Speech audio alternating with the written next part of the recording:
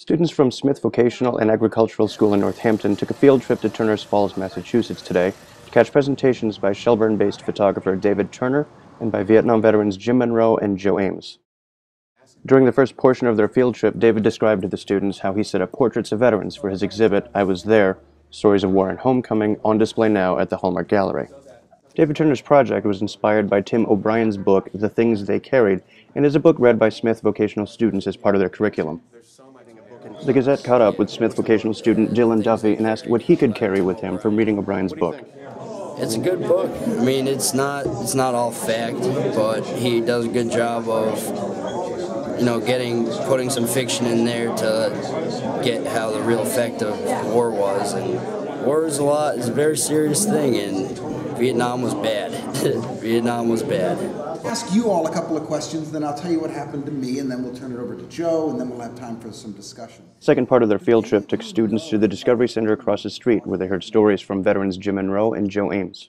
So, there's a guy on his way home from work, and he's stopped off at the wall, and he's got his jacket off and the briefcase beside him and his hand up, and touching his hand from inside the wall, you can see, is a soldier representing a name on the wall, and behind him there are others. If you look closely, one's white, one's black, one's tan, one's, I think is a woman way in the background, and the man who's come to visit the wall is crying.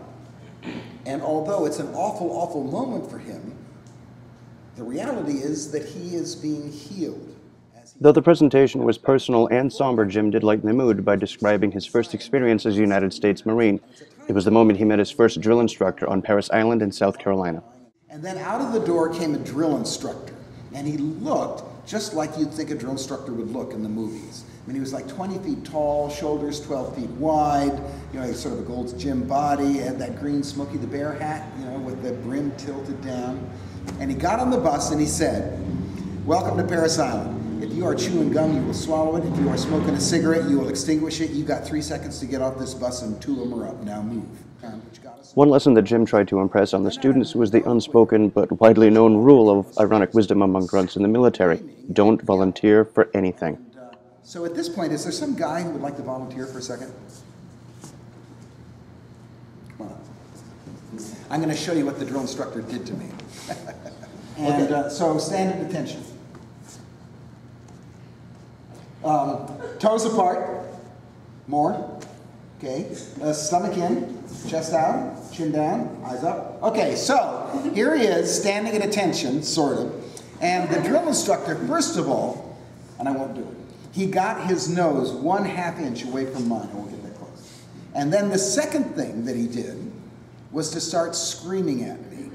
And he also had a... Shortly after Andrew Goodenough of Smith Vocational finished being a good sport, Jim continued his presentation, describing how he was wounded in combat and the trauma he carried with him ever since. At some point, I started to stand up to try to help him, and I got just up into a crouch, and for 1/10 of a second out of the corner of my eye, I saw something floating, just for an instant, and then it exploded.